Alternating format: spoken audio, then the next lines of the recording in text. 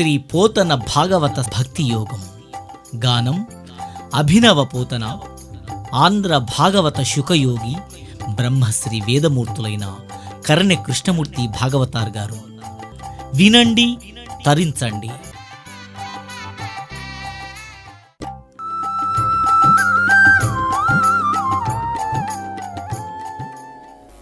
ఓం నమస్తుతే వ్యాస విశాలబుద్ధే పుల్లారవిందాయత పత్రనేత్ర ఏనత్తయా భారతతైలపూర్ణ ప్రజ్వాలితో జ్ఞానమయః ప్రదీపః. రామం విశ్వమయం వందే రామం వందే రఘుద్వగం రామం విప్రవరం వందే రామం శ్యామగ్రజం భజే. యస్యవాగం సుతపూర్ణానందమహం వందే సద్గురుం శంకరం స్వయం. అజ్ఞానధ్వంతసంవర్త్రీ జ్ఞానలోకవిలాసిని చంద్రచూడవచంద్రచంద్రికేయం విరాజతే.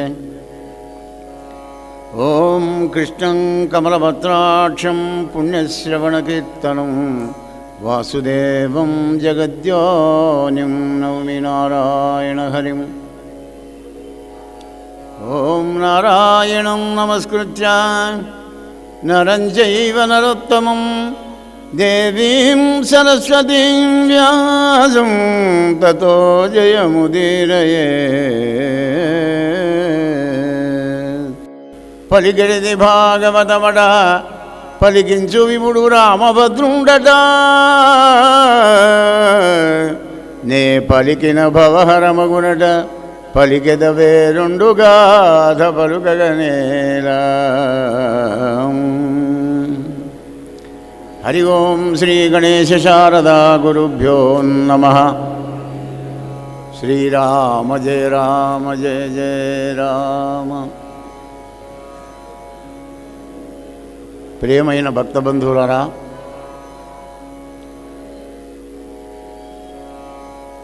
భాగవతం అనేటువంటి ఒక పేరులోనే దాని యొక్క ఉద్దేశం ఇమిడి ఉన్నది. 10 సార్లు భాగవతం భాగవతం భాగవతం భాగవతం అంటే బాగా అవుతామనే అర్థం స్ఫురిస్తుంది అందులోనే. భాగవతం ఎక్కడ ఉంటుందో అక్కడ సాక్షాత్ పరబ్రహ్మస్వరూపుడైనటువంటి ఒక నారాయణమూర్తి ఉంటాడు. నారాయణమూర్తి ఉన్న దుక్కున 14 భువనాలు ఉంటాయి. మునులు, ఋషులు, సిద్ధులు, సాధ్యులు, యక్ష గంధర్వ కిన్నర కింపురుషులు, పుణ్య నదులు సర్వం పరమాత్మని యొక్క ఆధీనంలో ఉంటాయి విశ్వరూపుడు గనక. భాగవతం ఒక బ్రాహ్మడు రోజు పెరట్లో 2 అరటి చెట్ల మధ్యలో కూర్చొని భాగవతాన్ని పారాయణం చేసేవాడు. ఈయన పారాయణం సమాప్తం కాగానే ఆ 2 అరటి చెట్లు కూడా దివ్య రూపాన్ని ధరించి, అయ్యా భూసురోత్తమా, నీ భాగవత పారాయణంతో మా జన్మం తరించిందయ్యా, మేము వెళుతున్నాం వైకుంఠానికి అన్నయ్యట అరటి చెట్లు భాగవతాన్ని విని తరించిపోయినవే, మరి మానవులం మనం తరించిపోలేమా? అపోతాం. కానీ ఉద్దేశం మనస్సు ఉండాలి కదా. ఎన్నో జన్మలు ఎత్తుకుంటూ జన్మ దుఃఖం, జరా దుఃఖం, వ్యాధి దుఃఖం, మరణ దుఃఖాలు, ఈ దుఃఖాలన్నీ కూడా అనుభవించుకుంటూ ఇంకా ఈ దేహమే ఆనందమయమైనటువంటిది అనేటువంటి ఒక భ్రమలో మునిగి ఉన్న మానవాళిని ఉద్ధరించడానికి కంకణం కట్టుకున్నాడు వ్యాస భగవానుడు. కనుకనే భాగవతాన్ని అందించాడు మనకు. మరి వ్యాస భగవానుడు సంస్కృతంలో రచించాడు దేవభాష. ఆ దేవభాష మళ్ళాంటి వాళ్ళకి ఎలా అర్థమవుద్ది మరి? కనుకనే అదే వ్యాస భగవానుడు బమ్మెర గ్రామంలో పోతన మహాత్ముడుగా జన్మించి మనకు ఈ భాగవతాన్ని అందించాడు. ఇటువంటి భగవతీ స్వరూపం, గాయత్రీ స్వరూపమైనటువంటి ఆ మాతను ఒక్కసారి స్మరించి మరి భాగవత కథలో భాగవత రసవాహినిలో స్నానం చేయాలి. ఎందుకంటే అనేక జన్మల సుకృతంతోనే విజ్ఞాన సుజ్ఞాన ప్రజ్ఞానాలు కలిగిన ఈ మానవ జన్మం వచ్చింది. ఇవి మళ్ళీ ఇది రాకుండా చేసుకోకూడదు. కొంత బ్యాలెన్స్ ఉంచుకొని మళ్ళీ వెళ్ళిపోతే మళ్ళీ మంచి వంశం లోపల మనం జన్మ ఇచ్చి తనను స్మరించే అవకాశాన్ని ఆ పరమాత్ముడు మనకు ప్రసాదిస్తాడు.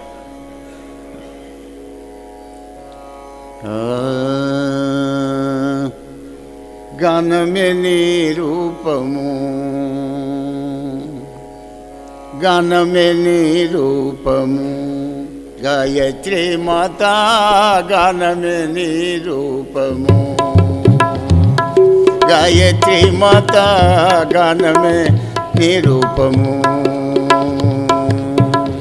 గానమే నీ రూపము, గాయత్రి మాతా గానమే నీ రూపము.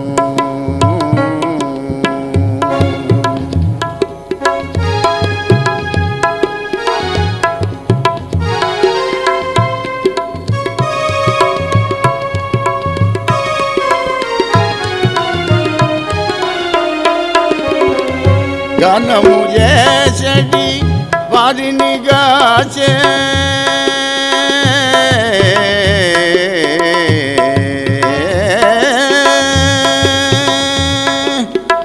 గానము చేసడి వారిని గాచే, కన్న తల్లివని సన్నిధి చేరితి, కన్న తల్లివని సన్నిధి చేరితి. ప్రాణము నీవే అపానము నీవే, పంచ ప్రాణముల శక్తి నీవే,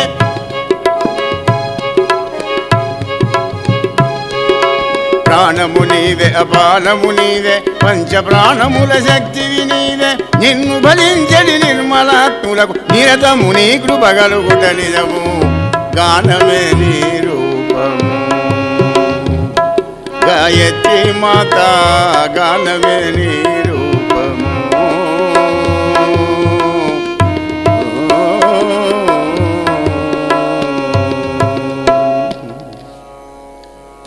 జయ జగదంబా మహారాజ్ఞికి జయ. నిఖిల పురాణ వ్యాఖ్యాన విగ్రహ సముద్రైన సూతమునీంద్రుడు నైమిషారణ్యంలో చెప్తున్నాడండి మహాభాగవతాన్ని. సకల పురాణ ఇతిహాసాలు, అష్టాదశ పురాణాలు, మహాభారతం, మహాభాగవతం, రామాయణాది కావ్యాలు, అనేక వ్రతాలు, నోములు ఏవైనా కానీ సూతోవాచ నైమిషారణ్యంలోనే ప్రారంభం. అయ్యా శవనకాలి మాస్టరారా, సావధానంగా వినండి. ఆ విధంగా ప్రయోపచుడైన పరీక్షిత్ మహారాజు శుకబ్రహ్మను అడుగుతున్నాడు, మునీంద్ర బాగా చెప్పావు, ప్రహ్లాద చరిత్ర విన్నాను. ఈ మనువులు అంటారు కదా, ఈ మనువులు ఎంతమంది అయ్యా? స్వయంభవ మనువంశం చెప్పావు, మనువులు ఎంతమందో చెప్పి ఏ మనువంతరం లోపల భగవంతుడు మాధవుడు ఏ అవతారం ఎత్తి ఎలా ఉద్ధరించాడు ఈ మహిని వివరించాలి అని అడగడం జరిగింది.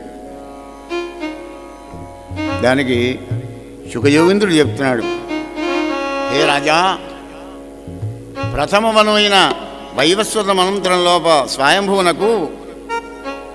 స్వయంభువ మన్వంతరం లోపల 2 అవతారాలు ఎత్తినాడు భగవంతుడు. కపిలావతారం ఒకటి దేవహూతికి, రుచి ప్రజాపతికి ఆకూతి అనేటువంటి ఒక పుణ్యాత్రాల కడుపులో సుయజ్ఞావతారం ఎత్తి యజ్ఞయాగాది కృతులు ఎలా చేయాలో చెప్పినాడు.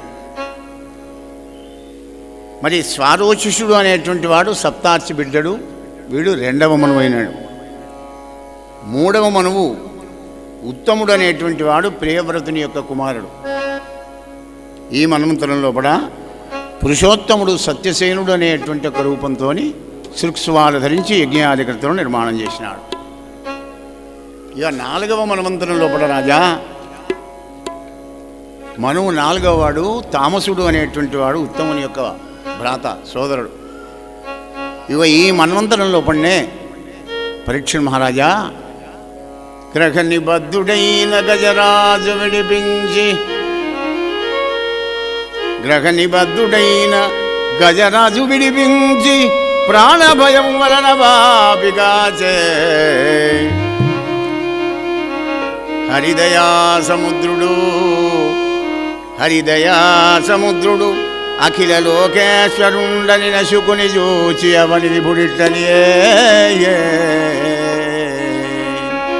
మహారాజా, ముసలిబారిలో పడినటువంటి గజేంద్రుని ప్రాణరక్షణ చేసి మోక్షాన్ని ప్రసాదించాడు యా శ్రీహరి. అవునా? అది విన్నటువంటి పరీక్ష మహారాజు అంటున్నాడు కదా, ఏ మునీంద్ర గమ్మత్తుగా చెప్తున్నావేమయ్యా,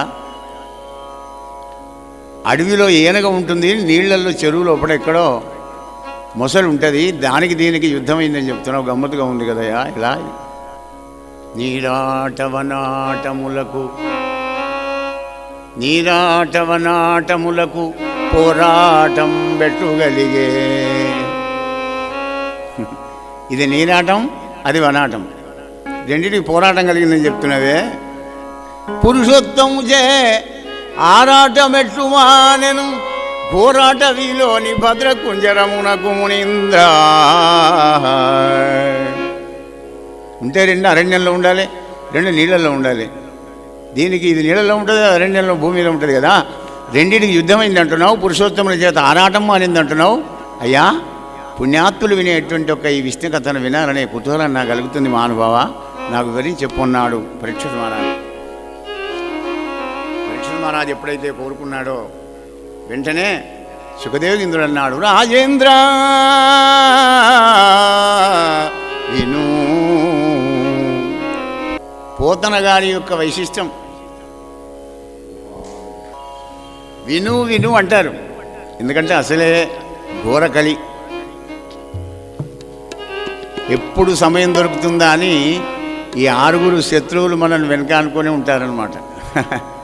అవి తీసుకుపోయి అందులో వారిస్తే కనుకనే విను విను అని మొట్టికాయ ఇస్తాడు పోతన గారు. అది రాజు అంటే మనకే. గోపాలకృష్ణ భగవానికి.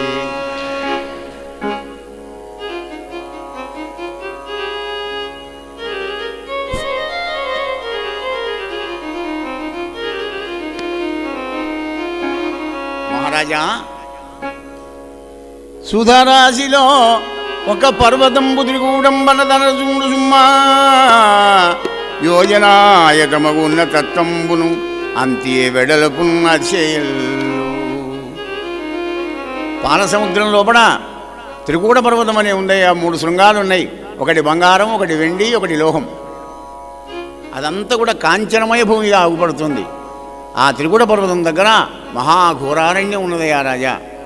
అనేక పుష్పబలభరాంతమైన ఉద్యానవనాలతోని దేవతానివాసయోగ్యమై నవరత్నాలు వజ్ర వైఢూర్యాలు కలిగినటువంటి ఒక ఆ పుణ్యస్థలం, భీకరమైనటువంటి ఒక మృగాలు సంచరించేటువంటి ఒక ఆ ఘోర అరణ్యం లోపల 10,00,000 కోటి ఏనుగుల మీద గజేంద్రుడు అనే మహానుభావుడు ఉన్నాడు.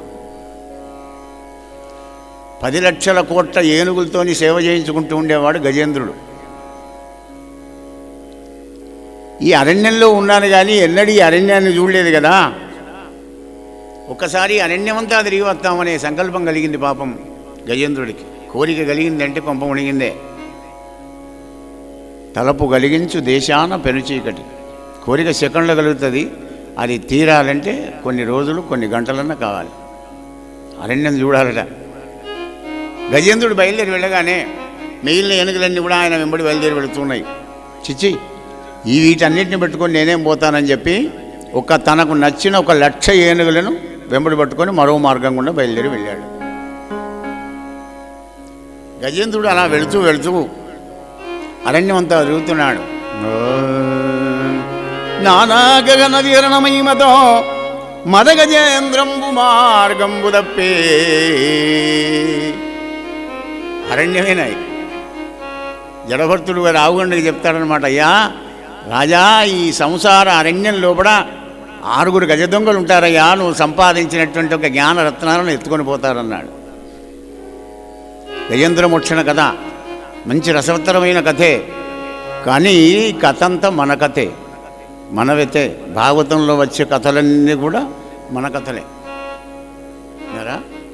భాగవతం అంటేనే రహస్యం. మనం అంటాం కదా సాధారణంగా, వాడక భాషలో అంటాం, కొడుక నీ భాగవతం బయటపడ్డది కదా అంటే నీ రహస్యం బయటపడింది, కానీ నీ పని అయిపోయింది అంటాం. అలాగే ఈ కథలన్నీ కూడా కథల రూపం లోపల, ఉపాఖ్యానాల రూపం లోపల, తత్వజ్ఞానం లోపల ఇటువంటి యొక్క రూపాలన్నీ కూడా కల్పించినాడు వ్యాస భగవానుడు. మరి ఈ అరణ్యంలో తిరిగి తిరిగి కాటుపడిపోయినాడు, మన భాషలో చెప్పాలంటే చిక్కుపడిపోయినాడు.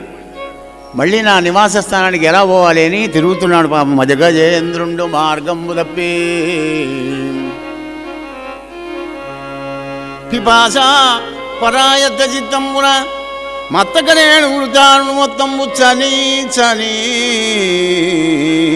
ఇంతలో ఆ తిరగడం బాగానే దాహం వేసిందండి. నాలుగు వెనకపోతుంది, గొంతు ఆరిపోతుంది. ఎలా అలా పోతూ పోతూ ఉండగానే కమ్మటి చెరువు కనబడింది గజేంద్రుడికి. ఆ చెరువు మీద నీళ్ల మీద గాలి చల్లగా తగులుతూ ఉన్నది. ఆ పద్మాల యొక్క సువాసన జ్ఞానేంద్రియానికి ఆనందం కలిగించింది. చల్లటి తీయటి సుగంధభరితమైనటువంటి జలాలను గ్రోలి స్నానం చేస్తాను అనుకున్నాడు పాపం ఈ గజేంద్రుడు అని అనుకొని, ఎందుకంటే దాహం వేస్తుంది కదా, ఆ దాహం తీర్చుకోవడానికి త్రిజగదభినవ సౌభాగ్య దీప్తమైన విభవమీక్షణములకు విందుసేయా అరిగి పంచేంద్రియ వ్యవహారంబుల మరచి మత్తే వయూధంబు మడుగుదొచ్చ నరేంద్ర. ఇందులోకి పోయిన తర్వాత ఏమైనా ప్రమాదం ఉంటుందా అనే విచక్షణ జ్ఞానాన్ని కోల్పోయి 5 ఇంద్రియాలను మర్చిపోయి నీళ్లలో వచ్చాడు.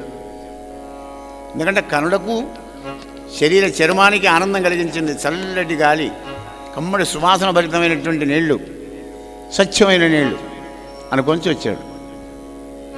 ఈయనగా తొండంతో నీళ్లు తాగదు, తొండం తీసి మీదికి వారబోసి మీదించి నీళ్లు మళ్ళా పడితే ఆ స్నానం చేసుకుంటూ తాగుతాయి, నీళ్లు తాగుతాయి అన్నమాట. ఇలా ఈ 1,00,000 ఏనుగలు గజేంద్రుడు కూడా ఆ నీళ్ళల్లోకి వెళ్ళి ఇష్టం వచ్చినట్టుగా ఆడుకుంటున్నారు. నీళ్ళు ఎక్కి తిగి భుగభుగాను మొగుతున్నాయి. వీటి పని ఇవి చేస్తే రాజా సరసిలో నుండి పొడగని సంభ్రమించి, సరసిలో నుండి పొడగని సంభ్రమించి ఉదిరి కుప్పించి లంఘించి హుంకరించి భాను కబడించి బట్టు సర్భాను పగిది ఒక్క మకరేంద్రుడి బరాజు నొడిసి పట్టే. ఏమిట్రా ఎవడరా నాలోకి వచ్చాడు నీళ్ళలోకి అనుకొని ఒక మొసలి మన గజేంద్రుడిని దొరకబట్టిందండి. మద గజేంద్రుడు కదా, జాడించి కొట్టాడు లోపలికి. కొట్టంగానే ఒక నిమిషం లోపలికి పోయినట్టే పోయి ముందరి 2 కాళ్ళు గట్టిగా పట్టుకుందండి. పూర్వ పదయుగళంబు ముందరి 2 కాళ్ళు గట్టిగా పట్టుకుంది. కొడుక ఇక నీకు విడువా అని. మహారాజా మరి ఏనుగేమో బయటికి లాగుతోంది, మొసలేమో నీళ్ళలోకి ఎగుతున్నది. దాన్ని ఎంత చిత్రంగా రచించాడు కందపద్యంలో అందంగా పోతన గారు. కరి దిగుచు మకరి సరసికి, కరి దిగుచు మకరి సరసికి కరిదరికి మకరి దిగుచు కరకర బెరయన్ కరికి మకరి మకరికి కరిభరమన్న ఇట్టతలకు తలబడుల దరిపడన్ నరేంద్ర. సరస్సులో నుండి మొసలిని నువ్వే బయటికి రాని దిగుతోందట. లేదు లేదు నా నీళ్ళలోకి నువ్వు రావాలని అది దిగుతోంది. అటు మొసలిగ్గా ఇటు ఏనుగు లాగుతోంది. ఆహా రాజా ఆ రెండింటికి పోరు ఘోరమైందయా పరీక్ష నరేంద్ర. ఇట్లు కరిమకరంబులు 2 ఒండొండ సముద్దండ దండంబులై తడబడి నిఖిల లోకాలోకన భీకరంబులై అన్యోన్య విజయ శ్రీ వశీకరంబులై సంక్షోభిత కమలాకరంబులై హరిహరియును గిరిగిరియును దాగి బిరిది వేగ పెనంగు తెరంగున నీరాటంబైన పోరాటంబునం పట్టుచూ వెలిగిలోనికి దిగుచుచూ కులంకు కలంకం బంద గడుబడి ఇట్టట్టుబడి తడబడ బుడబుడానకారున ఈ భూళ్ళు భూళ్లను సప్పుళ్లతో నురుగులు కట్టుచు పోరు ఘోరంబుగనరించే. కమలాలన్నీ వక్కలైపోయినాయి, కింది బురదంతా మీదికి వచ్చింది. చేపలు కప్పలు ఏవేమున్నావో జలచరాలన్నీ చచ్చిపోయినాయి. పోరు ఘోరంగా నడుస్తున్నది. ఆటోపంతో ఇది ఎగ్గుతోంది, అది లోపలికి ఎగ్గుతోంది, ఇది బయటకి ఎగ్గుతోంది. మహారాజా అవి 2 కూడా ఏది ఓడిపోతాయి, ఏది గెలుస్తావో అనూహ్యం. మరి అల్లయ్యక సొల్లయ్యక వేసటను లయ్యక 2 కూడా కరి మకరి తోడ ఉద్దండ తరాత్రులు సంధ్యలు బోరు సలివే 1000 సంవత్సరములు నరేంద్ర.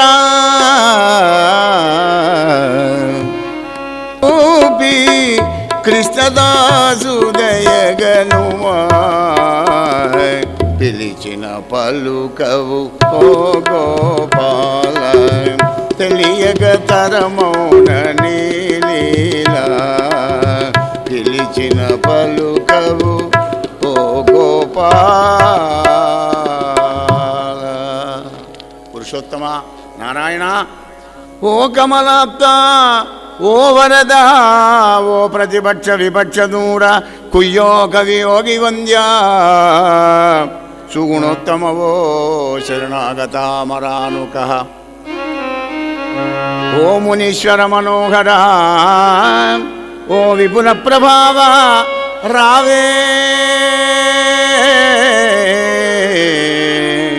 కరుణింపవే తలపవే శరణార్థిని నన్ను గావవే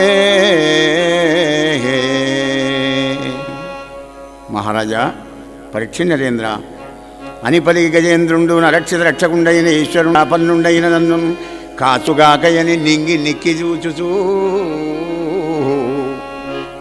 భగవత్ కరుణ కలగాలి అంటే ఎంత ఆర్ద్రంగా ఆ పరమాత్ముని పాదపద్మాలు ఆశ్రయించాలన్నమాట. పిల్లవాడు పడుకున్నప్పుడు తల్లి ఇంటి పనులు చేసుకుంటుంది. కాసేపు కాగానే వాడు కుయ్యి కుయ్యి అంటాడు కొంచెం. అగో పిడుగు లేచాడు వీడి పని అంతా జల్దీ చేసుకోవాలని చేతుల పని కొద్దిగా స్పీడ్ చేస్తుంది కన్న తల్లి. వాడు 2:30లో స్వరం మొదలు పెడతాడు. ఇప్పుడే లేచాడు కదా కానీ అని మాట్లాడు తల్లి. తన పని తను చేసుకుంటుంది. ఇక వీడు పంచములు అందుకుంటాడు అనమాట. ఇట్లా రాదని చెప్పి కై కై కై అని అరుస్తుంటే చేతుల పని అక్కడ వారేసి ఉరికి వస్తుంది తల్లి. పాలన పడుతుంది, వాడిని ఎత్తుకుంటుంది. అలాగే పరమాత్మ కూడా శరణార్థిని అన్నగావు.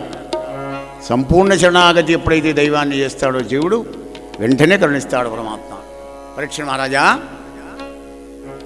3 లోకాల్లోకి వినబోయింది పాపం గజేంద్రుని యొక్క ఆర్తి. బ్రహ్మ విన్నాడు. పోనీ నాకేం లలాడలిగితే నా పని ప్రయాతి రాసి పంపే కదా, నా పని లేదు. అయితే నీ పని కూడా మాకు లేదంటారు జనాలు. బ్రహ్మకి ఎవడు పోయి చేయాలి? కైలాసం శివుడికి వెళ్ళింది. ఎవడు రావిడు పుణ్యాత్రుడు అయితే నా కైలాసంలో ఉంచుకుంటా, బాగా భాగవతోత్తముడు అయితే నా మెళ్ళో వేసుకుంటా వాణి యొక్క తలకాయ. కానీ విశ్వమయుడు విభుడు విష్ణుండు జిష్ణుండు భక్తియుతునకు అడ్డబడదలంచ నరేంద్ర. లోకరక్షైకారంభకుడు కదా విష్ణుమూర్తి. ఆయన తయారైనట్ట. ఎక్కడ ఉన్నాడు? అలవైకుంఠపురంబులో నగరిలో ఆ మూల సౌదంబు ఎక్కడ ఉంది? ఆ మూలకు ఉన్నదట. పోంగానే వైకుంఠంలో ఇక అక్కడ ఉంది ఆయన మేడ. ఆ మూలకు పోయిందట. ఇక్కడే అయిపోయింది గంటం పోతన గారిది. పోతన్నా నేను ఎక్కడ ఉన్నానో నాకు తెలుసు, నీకెట తెలుస్తుందయ్యా అని పోతన రూపంలో వచ్చి 3 పాదాలు ఆయనే పూరించాడు రామభద్రుడు. పద్యపూర్తికి రామభద్రుచే గంటంబు పట్టించిన నియోగి బాపనయ్యా చెప్తున్నాడు. అడ్రస్ తనది. ఆమూల సౌదంబు ఎక్కడ ఉందా సౌదం మేడ? దాబల మందార వనంతరం మృదసర ప్రంచందు కంతోపనోత్తర పర్యంకరమాదినోది. ఎడం వైపున పెద్ద మందార పూర్వ తోటం ఉందట. గార్డెన్, బ్యూటిఫుల్ గార్డెన్ ఉంది. ఆ గార్డెన్ మంచి కాసారం ఒక చెరువు పక్కకు ఉంది. అక్కడ చంద్రకాంత శిలాభవనం లోపల, అంటే మనిషి కనబడతాడు ఆ బండల్లో చూస్తే, అటువంటి చంద్రకాంత శిలాతలం లోపల మంచి అంశతూరికా తల్పం మీద లక్ష్మీదేవితో సరసారాడుతున్నాడు స్వామి శ్రీహరి. నా స్పాట్ గదయ్యా పోతనా అన్నాడు రామభద్రుడు. సంరంభి అయి తయారైపోయినాడు అప్పుడే. అక్కడ దాపల మందార వనంతర అమృత సరప్రంతెందుకంతోపలోత్తర పర్యంకర మా వినోది ఆపన్న ప్రపన్నుండు విఫల నాగేంద్రము పాహి పాయన కుయాలించి సంరంభి అయి తయారైనాడు. ఆలస్యమా? చిరికింజెప్పడు శంఖ చక్రయుగమున్ చేదోయి సంధింపడు ఏ పరివారంబును జీరడు అభ్రగపతింబన్నింపడు ఆకర్ణికంతర దమ్మిల్లము చక్కనొత్తడు వివాద ప్రోదిత శ్రీకుచోపరిచేరంచరమైన వీరడు. ఎందుకో గజ ప్రాణావనొత్సాయి అయిన నరేంద్ర సిరికింజెప్పడు. లక్ష్మీదేవికి చెప్పడం లేదు, గరత్వంతులు పిలవడం లేదు, ఆయుధాలు ధరించడం లేదు. బయలుదేరి వస్తున్నాడు. మరి అమ్మవారి కొంగుకోని నాకు ఎప్పుడు బ్రహ్మముడి వేసే ఉంటుంది వాళ్ళకు. మనకు ఆయన 7 అడుగులు తిరగగానే విడిచిపారేస్తాడు అగ్నిహోత్రం చుట్టూ కాగానే. కానీ వాళ్ళకి ఎప్పటికి ఉంటుందండి బ్రహ్మముడి. దాన్ని కూడా తీయడం లేదట. వస్తున్నాడు.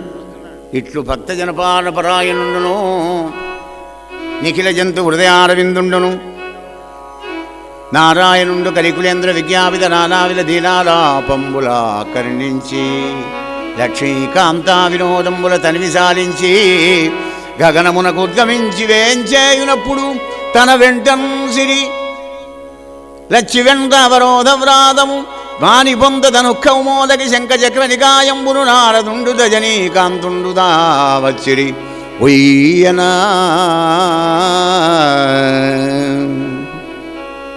వైకుంఠపురమునంగలుగువారు ఆ బాలగోపాలము తన వెంటన్ సిరి పిలిచాడు. ఆయన రమ్మని సిరికి చెప్పడు కదా, మరెలా ముడింది కదా. అరే నా కొంగెవరో లాగుతున్నారు, మా ఆయన అయితే ఓకే పద. అమ్మవారు వస్తుంది. అమ్మవారు పోయినా మనమేం చేద్దాం? ఆమె చిలకత్తెలు దాసీలు వాళ్ళు వస్తున్నారు. అరే నేను ఒక్కడి మాత్రం ఇక్కడ ఉండేం చేస్తానని విశ్వసేనుడు ఆయన బయలుదేరి వస్తున్నాడు. నారదుడు నారాయణ అనుకుంటే నేను ఉంటాను, నేనేం చేస్తానని ఆయన వస్తున్నాడు. అయ్యా మొత్తం ఖాళీ వైకుంఠం. ఆ బాలగోపాలం వస్తున్నారు, బయలుదేరి వస్తున్నారు. కానీ లక్ష్మీదేవి మనస్సులో టెన్షన్ మొదలైంది. ఆ అమ్మకు చెమటలు పోస్తున్నాయట. అరే ఎప్పుడు చెప్పిపోయాట ఆయన మా ఆయన, ఎందుకో చెప్పడం లేదబ్బా. తన వెంచేయు పథంబు పేర్కొనడు. ఈయన ఎక్కడికి పోతున్నాడో చెప్పడం లేదు కదా. బహుశా ఏమై ఉంటుందబ్బా. అనాథ శ్రీ జలాలాపముల్ వినెనో మృత్యులు మృచలించిరో ఖలుల్ వేద ప్రపంచంబులన్ ధనుజానీకము దేవతా నగరిపై దండెత్తెనో భక్తులంగని చక్రాయుధుడేడి చూపుమని ధిక్కారించిన దుర్జనుల్ తన వెంచేయు పథంబు పేర్కొనడు. ఎక్కడికి పోతాడో చెప్పడం లేదు. ఏదో 4 కారణాలు అయి ఉంటాయి బహుశా. మరి నిర్ణయించుకుంది కదా, ఇంకెందుకు మరి టెన్షన్? అది ధర్మరాజు పెట్టిన శాపం. స్త్రీలకు తల్లులకు కొత్త విషయం తెలుసుకోకపోయినా టెన్షనే, తెలుసుకున్న దాన్ని ఇంకోళ్ళ చెవున వేయకపోయినా కానీ అది మహా టెన్షన్ అయిపోతుంది. ఇంకా కొత్త విషయం ఏదైనా ఉంటే చాలా చల్లారిపోతుందంటే లేదు గంగలో అనేది, కానీ ఆ విషయం తెలుసుకొని వచ్చాక చదువుతానంటారు తల్లు. ధర్మరాజు శాపం అది. అది అమ్మవారికి కూడా వర్తించింది. ఎక్కడికి పోతున్నాడు అడుగుతా, గెస్సే చేస్తావు కదా, వెంబడే పోతున్నావు కదా, కాసేపు చూస్తావు కదా, తినబోయి రుచి అడగడం ఎందుకు చెప్పండి? అడగాలంటే ఆయన పక్కకు పోవాలి. విష్ణుమూర్తి యొక్క పక్కకు వెళ్ళాలి. అమ్మవారు అడిగెదనని కడు అడిగను, అడుగుదామని తొందరగా నడుస్తుందటండి. అడుగులు ఎక్కువ వేసింది, ఆయన పక్కకు పోవాలి. మరి వెనక ఉంది కదా. అడిగెదనని కడు అడిగను, అడిగిన తను మగుడ నుడుగడని నడనుడుగున్ వెడవెడ చిడిముడి తడబడ నడిగిడును జడిమని అడుగుడి నెడలను గుడుగుడు గుడుగుడు గుడుగుడు గుడుగుడు చూశారా పోతున్న సహజ పాండిత్యం. లక్ష్మీదేవి అవస్థను అక్షరాల లోపల వర్ణించినాడు మహానుభావుడు. ఏమో దబ్బనమా, అడుగుతే గిట్ట నన్నగిట్ట ఇక్కడనే ఉండు, మరి ఆయనతో ముడి విడిచిపెడితే ఇక్కడనే ఉండాలి నేను అని వెనకకు వస్తుందట. ఏమనగానే అడుగుతాను ముందర పోతాడు. బెడబెడ చిడిముడి తడబడ అలా వెనక ముందర అవుతున్నదయ్యా రాజా. అలా పోతూ ఉన్నారు. ఆకాశంలోంచి లక్ష్మీనారాయణలు వస్తున్నారు. తపస్సు చేసుకునే సిద్ధులు సాధ్యులు మునీంద్రులు అందరూ కూడా చూశారు. చనుదెంచన్ ఘనుడల్లవాడే హరి పజ్జన్ లక్ష్మిన్ గంటిరే శంఖ చక్ర నిగాదంబద భుజంగద్దం జీన్వాడే క్రన్ననయే దంజనటంచు వేల్పులు నమో నారాయణ నమో నారాయణాయేతి నిస్వనులై మృక్కిరీ మింట దురవస్థావక్రికిన్ చక్రికిన్ హస్తి దురవస్థావక్రికిన్ చక్రికిన్. ఏనుగు యొక్క కష్టాన్ని దూరం చేయడానికి ప్రయత్నం చేసేటువంటి శ్రీహరిని, ఆయన పక్కకు లక్ష్మీదేవిని, ఒక శంఖము చక్రము గదా పద్మం చూడండి. ఆహా నమో నారాయణ నమో నారాయణ. ఎప్పుడైతే అలా దేవతా నమస్కారం తిరస్కరించాడు. ఎందుకంటే వాళ్ళతో ఒక 2 సెకండ్లు పోయినాయంటే నా భక్తుని బాధ ఎవడరించాలి చెప్పండి. గబగబా పంకజాకరాన్ని ఉడగన్నాడు, చూశాడు. 1000 అంచులు కలిగిన సుదర్శన చక్రానికి ఆజ్ఞ ఇచ్చినాడు. వెళ్ళి మకరి తలను నరికి పారేసినాడు ఒక్కడే నిమిషంలో. గ్రహణం విడిచినటువంటి ఒక చంద్రుడు సూర్యుడు ఎలా పడతారో కాళ్ళు ముసలి నోట్లోంచి బయటపడ్డాయి. పాపం బోరగిల పడ్డాడు. ఆ గజేంద్రుడు పరమాత్ముని యొక్క పాదాల మీద పడ్డాడు పాపం. అప్పుడు శ్రీహరి పాంచజన్యం పూరించాడయ్యా పరీక్ష మహారాజా. ఎందుకంటే నా భక్తుడు గెలిచాడు, భక్త విజయం జరిగింది, నా భక్తుడే నమే భక్త ప్రణశ్యతి అనేటువంటి ప్రతిజ్ఞ నెరవేర్చినాడు పరమాత్మ శ్రీహరి.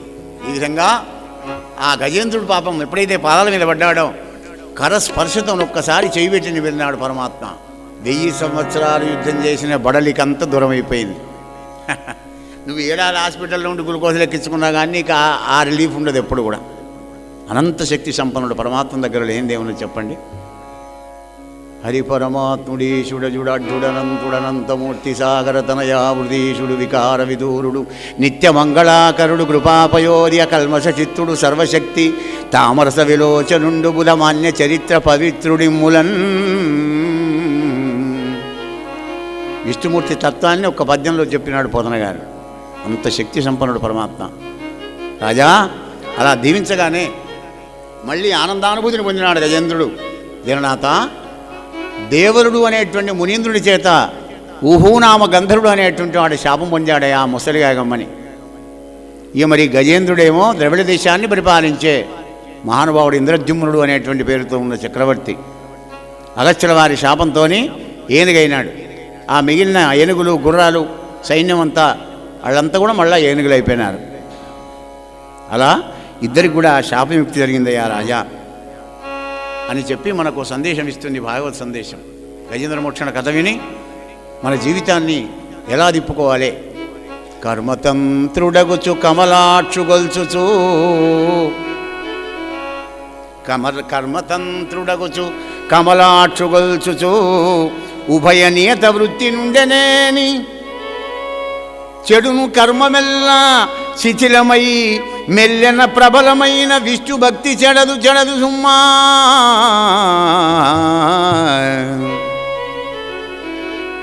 కర్మను విడవాలని అనుకున్నప్పుడు కూడా విడవలేవు. నైకచ్చ క్షణమ విజాతి తిష్టచ్చ కర్మకృతం ఉంటుంది శాస్త్రం కనుక కర్మ చేయాలి. నకర్మణా మనారంభ నైష్కర్మం పురుషోష్ణుతే.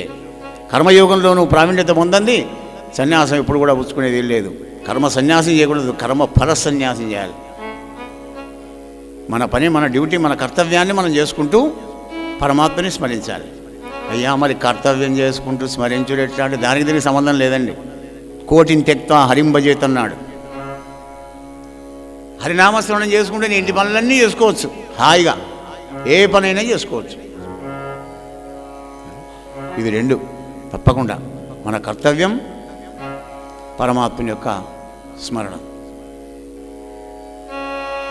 అప్పుడు అన్నాడు విష్ణుమూర్తి, అన్నాడు లక్ష్మీదేవితో, బాలా నా వెంట వచ్చుకుంటే నీకు చెప్పా పెట్టకుండా వస్తే నన్ను గురించి ఏమనుకున్నావు అన్నది. స్వామి నేనేమంటా, ఇదో చెప్తుందామే, అడిగేది నన్ను కడుబడేదాన్ని అడిగినాడు. స్వామి నాకేం తెలుసు, నీ పాదసేవ చేసేదాన్ని, నీ వెనకాలనే వస్తున్న ప్రభు.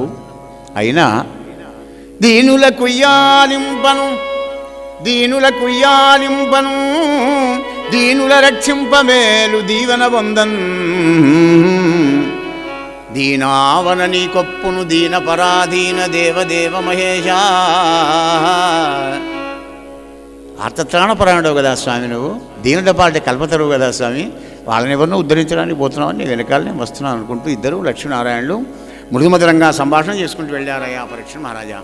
నరేంద్ర, నీకు నా చేత వివరింపబడిన ఈ కృష్ణానుభావమైన గజరాజ మోక్షణ కథ వినువారికి యశములిచ్చును కల్మశాపకంబు దుస్వప్రనాశంబు దుఃఖ సంహారంబు ప్రొద్దుల మేల్కాంచి పూత వృత్తిం నిత్యంబు పఠించు నిర్మలాత్మకులైన విప్రులకు విభోమరు సంపదల్ గల్గు పీడలు శాంతి పొందు సుఖము సిద్ధించు వర్ధిల్లు శోభనములు మోక్షమరచేదిలయుండు ముదము చేరు నలుచు విష్ణుండు ప్రీతుడయ్యానదిచ్చే. మంచిది కాదు గజేంద్ర మోక్షణ కథ. భాగవతంలో ఏ కథ కూడా పాడేది కాదండి. మనకు ఆనందానుభూతిని కలిగించేది ఏది ఉన్నా కానీ అదంతా నీకు ఉత్తమమైనటువంటి ఒక ఆలోచనలు ఇచ్చేటువంటిదే, ఉత్తమమైన జ్ఞానాన్ని ప్రసాదించేటువంటిదే, ముఖ్యంగా ఉత్తమమైన భక్తి కలిగించేటువంటిది. భక్తి కావాలి. భక్తి మార్గం చాలా సులువైనటువంటిది, జ్ఞాన మార్గం చాలా కఠినమైనటువంటిది. అందుకే భక్తి మార్గమేమో చింత చెట్టు ఎక్కడం లాంటిది, జ్ఞాన మార్గం తాటి చెట్టు ఎక్కడం లాంటిది. తాటి చెట్టు ఎక్కేవాడు కొంచెమే స్లిప్ అయినా కింద పడిపోతాడు. చింత చెట్టులో ఓ కొమ్మ కాకపోతే కొమ్మ పట్టుకుంటాం, గట్టిగా ఉంటుంది అన్నమాట. అది విరిగి పెడుసు కాదు, కింద పడం, జాగ్రత్తగా ఉంటాం. దాన్నే భక్తి మార్గాన్నే మార్జాల కిశోర న్యాయం అంటారు. కానీ భక్తి మార్గంలో మనం చేయవలసింది ఒకే ఒక పని, రామ రామ రాఘవ రామభద్ర రఘువీర జానకీ నాయక రామ రామ రామ రామ రామ రామ రామ రామ రామ. సార్ అవేమంటాయి మరి మార్జాలాలు? పిల్లికూనలు ఏమంటాయండి? అది కూడా 7 ఏళ్ళు తిప్పుతుంది, సప్తాహం చేస్తుంది. అది కూడా 7 ఏళ్ళు తిప్పితే ప్రయోజకురాలు అవుతుంది అప్పుడు ఆ పిల్ల.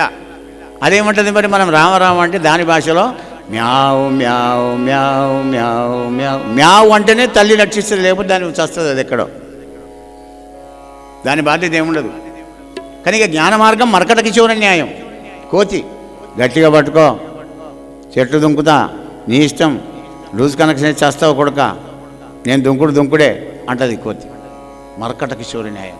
గట్టిగా పట్టుకుంటావు సేఫ్, లేకపోతే చేస్తావు. కనుక భక్తి మార్గమే దాసోహం అనుకుంటూ పరమాత్మని పాదపద్మాలు ఎవడైతే ఆశ్రయిస్తాడో వాడికి ఎప్పుడు కూడా చెడుపు లేదని తానే చెప్పినాడు భగవానుడు. నమే భక్త ప్రణశ్యతి, నా భక్తులు ఎప్పుడు కూడా నశించడానికి వీల్లేదు. గోపాలకృష్ణ భగవానికి. హే పరీక్ష నరేంద్ర, ఈ గజరాజమోక్షణ కథ విని వారికి ఫలశ్రుతి వినిపించాను కదా అంటే, అయ్యా ఆల్రెడీ అవన్నీ మాకు ఓకే, మరి మేము వింటే మాకేం ఇస్తారని అడిగేవాళ్ళు ఉంటారు కలియుగంలోని పోతన గారి గరికి. ఎందుకంటే తెలంగాణలో పుట్టి తెలుగు ప్రజల సంగతి ఆయనకేం తెలియదు. పైన చెప్పినవన్నీ మాకున్నాయి, దుఃఖాలు లేవు, దుస్వప్నాలు లేవు, పీడలు లేవు, గ్రహానుకూలం మంచిగానే ఉన్నది, ఐశ్వర్యం కొంత ఉన్నది, ప్లాట్లు ప్లేట్లు అన్నీ మంచిగానే కొన్నాం, రోగాలు లేవు, మరి మాకేం ఇస్తాడు? అయ్యా మీకు కూడా ఉన్నది వడ్డన, ఎందుకు లేదు? గజరాజమోక్షణ కథ నిజముగా పఠించు వారికి గజరాజ వరదుడిచ్చును, గజ తురగ చందనములు కైవల్యంబున్. నిజముగా పఠించే వాళ్ళకు పైవేవి లేవు ఇందులో, 3 ఏనుగులు, గుర్రాలు, రథాలు, మోక్షం. అబ్బో గవెక్కడ పెట్టుకుంటామయ్యా ఇప్పుడు ఈ కలియుగంలో అంటే మార్చుకో, అవగాహనతో అన్వయం చేసుకో. కారు కానీ మోటార్ సైకిల్ కానీ 6 hours power, 4 hours power, 12 hours power అంటే హార్స్ అంటే ఏంది? గుర్రం కదా. మన కారు 12 గుర్రాల పరుగు పోతుంది, 10 గుర్రాల పరుగు పోతుంది అంటున్నావే, నీకు వాహన యోగం కలుగుతుందా నాయన? మోటార్ సైకిల్ అన్న కొంటావు, కారు అన్న కొంటావు, ఆ 10 లక్షల కార్లు ఉన్నాయి, 1 కోటి దాకా ఉన్నాయి కార్లు ఇస్తాడు పరమాత్మ. కార్లు కూడా వద్దంటే కైవల్యం ఇస్తాడు. అటువంటి అన్వయం అవగాహన ఉండాలి భాగవతం వినడానికి. అందుకే పురాపినవం పురాణం. ప్రాచీన కాలం ఎప్పుడో పురాతనమైనప్పటికీ కూడా ఇప్పటికీ ఎప్పటికీ ముందు తరాలకు కూడా భవిష్యత్ తరాలకు కూడా సందేశాన్ని అందించేటువంటి అందమైన అపురూపమైనటువంటి ఒక అధ్యాత్మ జ్ఞాన భండారం భాగవతం. భాగీరథీ నదీ తీరంలో కూడా శుకదేవుడు పరీక్షితుకు చెప్పినటువంటి ఒక ఈ కథ, ఏకశిలానగరంలో పోతన్న రామభద్రుని వివరించిన ఈ రామకథ గురుదేవుల కృపతో, రామచంద్రుని అనుగ్రహంతో, అమ్మ అనురాగంతో మీకు వివరించాను. హరి ఓం తత్సత్. సర్వే జనా సుఖినో భవంతు. స్వస్తి ప్రజాభ్య పరిపాలయంతాం న్యాయేన మార్గేణ మహిం మహీష. గోబ్రాహ్మణేభ్య సోమస్తు.